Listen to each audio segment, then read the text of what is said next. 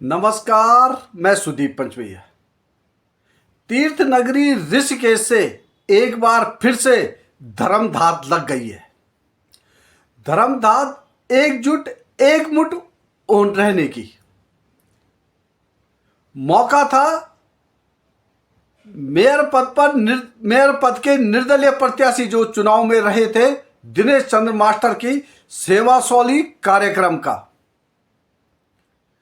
क्या है ये पूरा मामला? आखिर ऋषिकेश में एक बार फिर धर्मधात क्यों लगी? आज हम इस पर विस्तार से चर्चा करेंगे। बताएंगे कि इस धर्मधात के पीछे का उद्देश्य क्या है, क्यों धर्मधात को लेकर सब लोग एकजुट हो गए और एक स्वर में कह दिया, एकजुट और एकमुठ रहो। इससे पहले हम विस्तार से आपको पूरी जानकारी दें, आपसे अनुरोध, तीर्थ चेतना के यूट्यूब चैनल को सब्सक्राइब करें, लाइक करें और कमेंट्स के माध्यम से हमें सुझाव जरूर दें। ऋषिकेश नगर निगम का चुनाव इस बार कुछ खास रहा। मेयर पद पर निर्दलीय प्रत्याशी दिनेश चंद्र मास्टर ने जबरदस्त प्रदर्शन किया।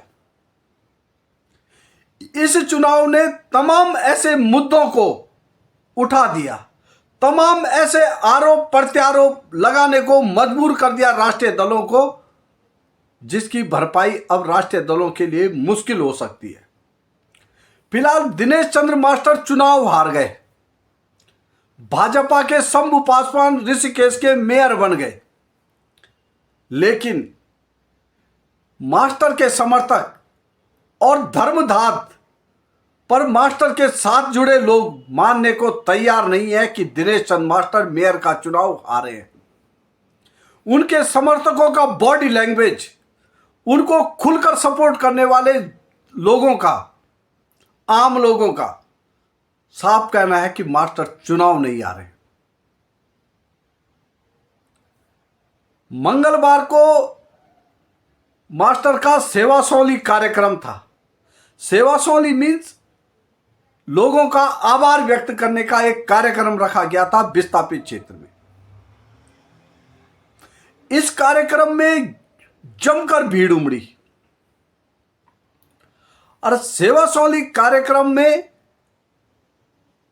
पहाड़ का पंगत भोजन, भड्डू की दाल और ढीकादार भात, और पंगत में बैठकर लोगों ने खानी पेड़ी चखल पखल की और इसी दौरान सब ने धर्मधात भी लगा दी।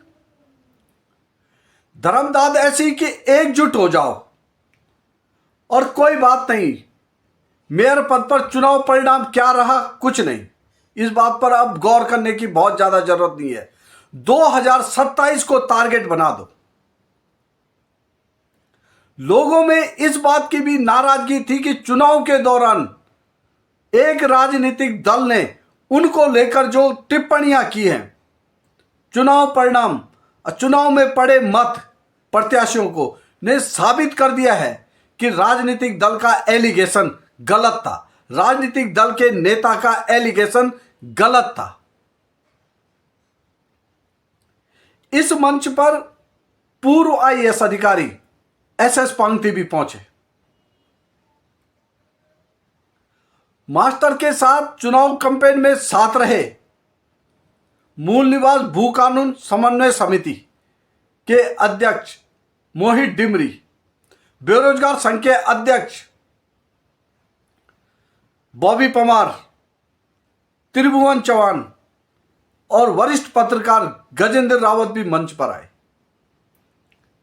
तमाम लोगों ने टीम मास्टर के प्रयासों की सराहना की।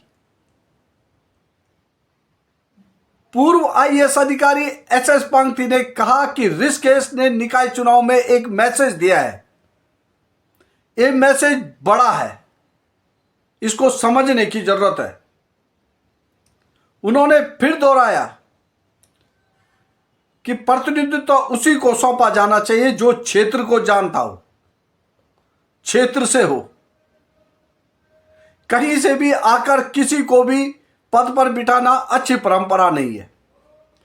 कम से कम जो चुनाव से वाले जो पद होते हैं, ऐसा नहीं होना चाहिए। उन्होंने इस लड़ाई को, इस संघर्ष को और आगे ले जाने के लिए प्रोत्साहित किया युवाओं को। खास बात यह है कि सेवा सौली कार्यक्रम में जुटी महिलाओं और युवाओं ने जिस प्रकार का कमिटमेंट दिखाया है, तय है कि ये जो धर्मधाद है ये आगे भी जारी रहेगी। एकजुट और एकमुठ का जो नारा है ये चल पड़ा है। लोग इस नारे को, इस आह्वान को अब कई तौर तरीकों से देख रहे हैं।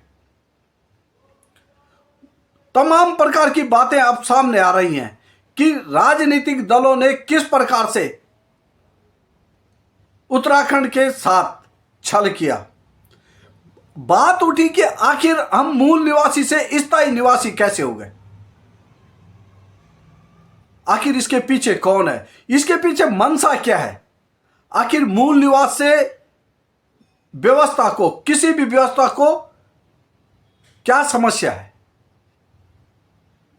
इन सब बातों को लेकर लगता है कि ऋषिकेश मेयर पद को लेकर जो चुनाव हुआ उसमें जो मुद्दे अब बन गए हैं वो 2027 की पटकथा लगभग लिख चुके हैं। आप भी देख।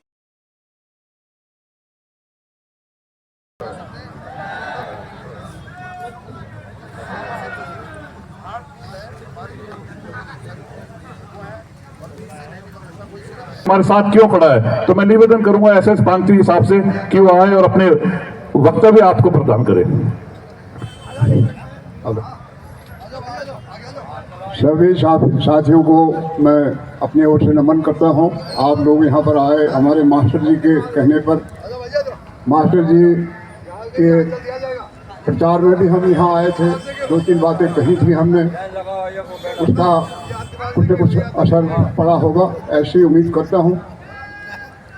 आपके प्रधानमंत्री बार बार कहते हैं भारत का अगर विकास करना चाहे लोकल फॉर वोकल होना चाहिए, लोकल फॉर वोकल होना चाहिए, खुद प्रधानमंत्री कहते हैं।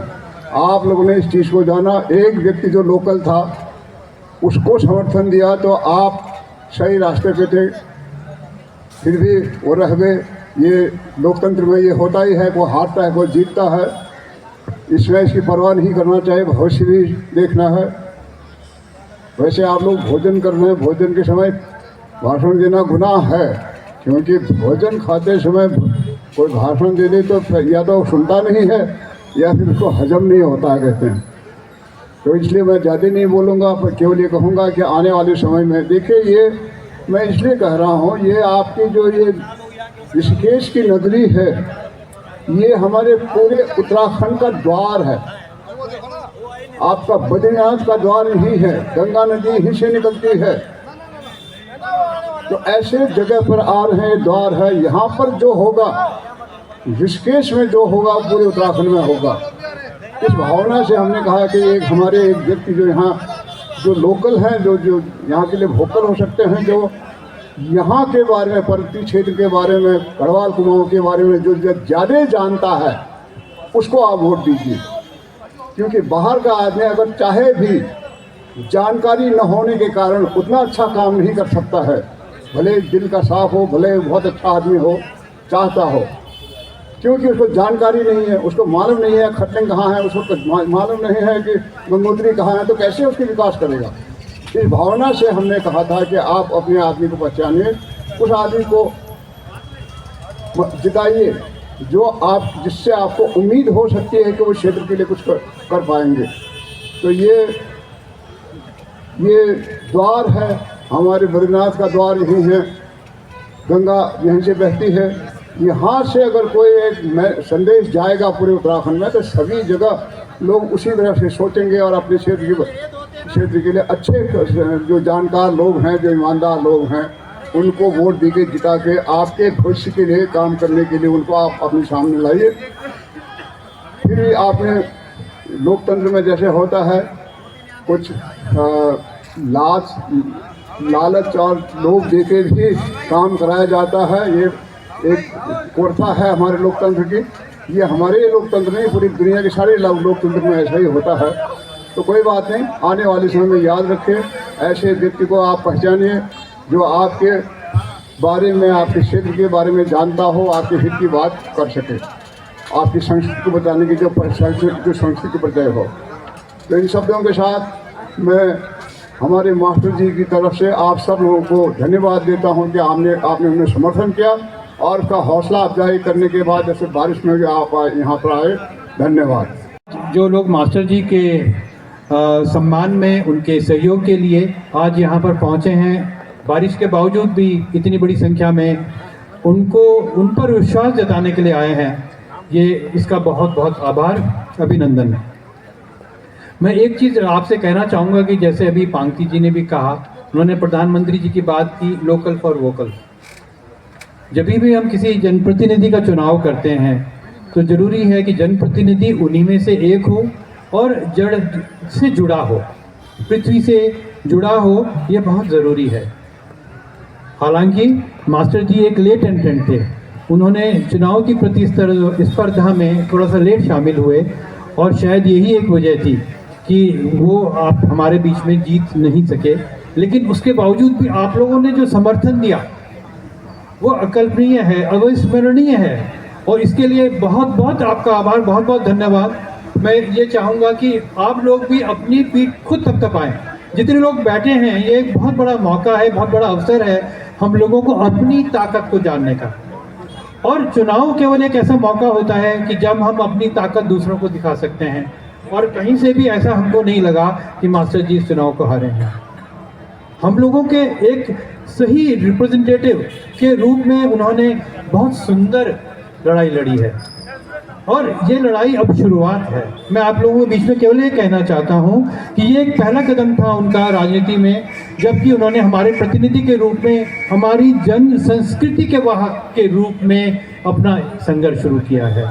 और जितने भी लोग यहाँ आज आए हैं, मैं आपको विश्वास दिलाना चाहता हूँ कि हम सब उनकी इस यात्रा में साथ हैं।